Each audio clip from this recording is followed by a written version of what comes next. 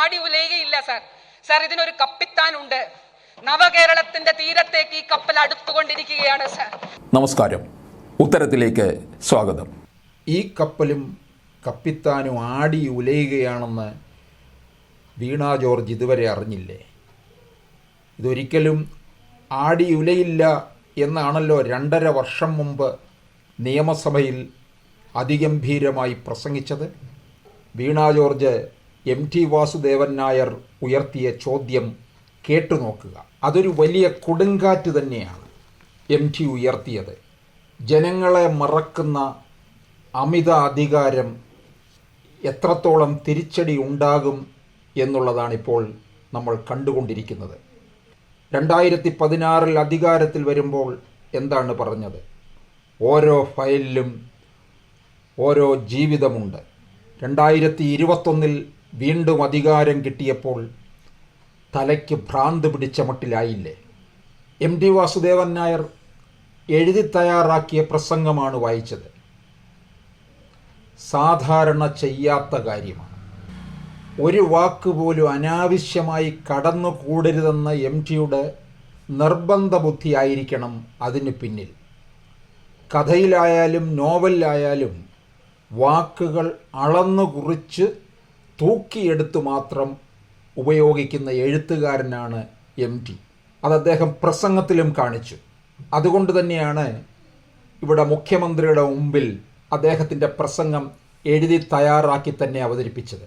കേരളത്തിൻ്റെ മുഖ്യമന്ത്രി പിണറായി വിജയൻ വേദിയിൽ ഉണ്ടായിരിക്കുമെന്ന് കൃത്യമായി അറിഞ്ഞുകൊണ്ട് തന്നെയാണ് ആ സാഹിത്യോത്സവത്തിൽ ഈ പ്രസംഗം തയ്യാറാക്കിയത്.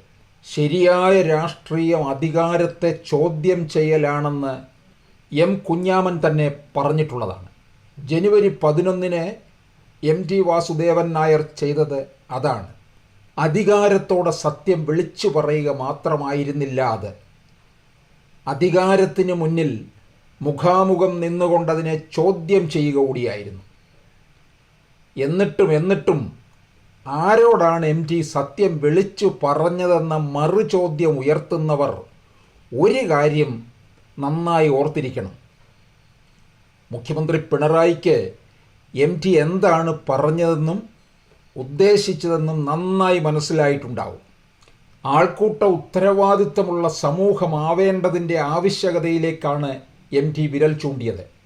അധികാര കേന്ദ്രത്തിനെ പ്രശംസകൾ കൊണ്ട് മൂടുന്നതും ചെറിയ നേട്ടങ്ങൾ പോലും പെരുപ്പിച്ച് കാട്ടുന്നതും ആൾക്കൂട്ടമായി തന്നെ തുടരുന്നതും കമ്മ്യൂണിസത്തിൻ്റെ ആത്മാവിനെ എങ്ങനെയാണ് നിരാകരിക്കുന്നതെന്ന് വ്യക്തമായി പറഞ്ഞവരാണ് മാക്സിം ഗോർക്കിയും ചെക്കോവും.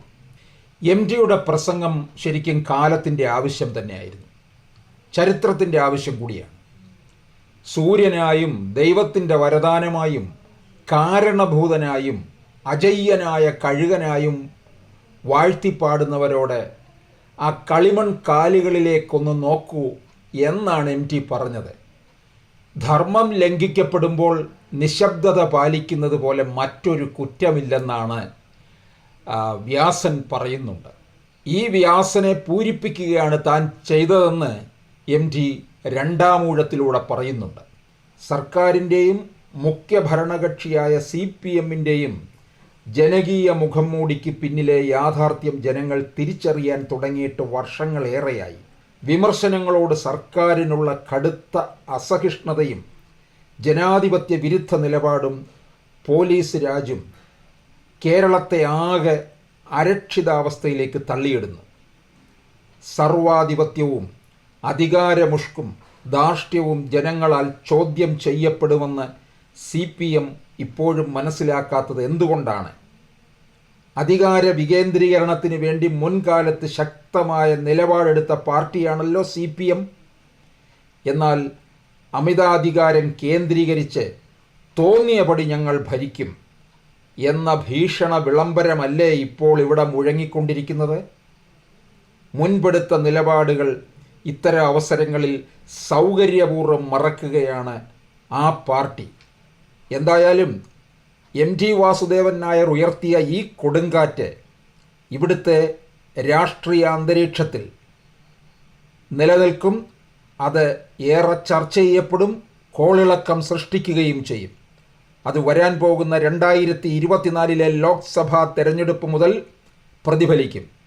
അതിൻ്റെ തുടർചലനങ്ങൾ 2025 നടക്കുന്ന തദ്ദേശ സ്വയംഭരണ സ്ഥാപനങ്ങളിലേക്കുള്ള തെരഞ്ഞെടുപ്പിലും 2026 നിയമസഭാ തെരഞ്ഞെടുപ്പിലും അതുണ്ടാകും.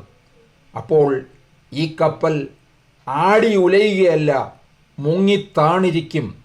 ഇതുകൂടി വീണ ജോർജ് അറിഞ്ഞിരുന്നാൽ നന്നായിരിക്കും.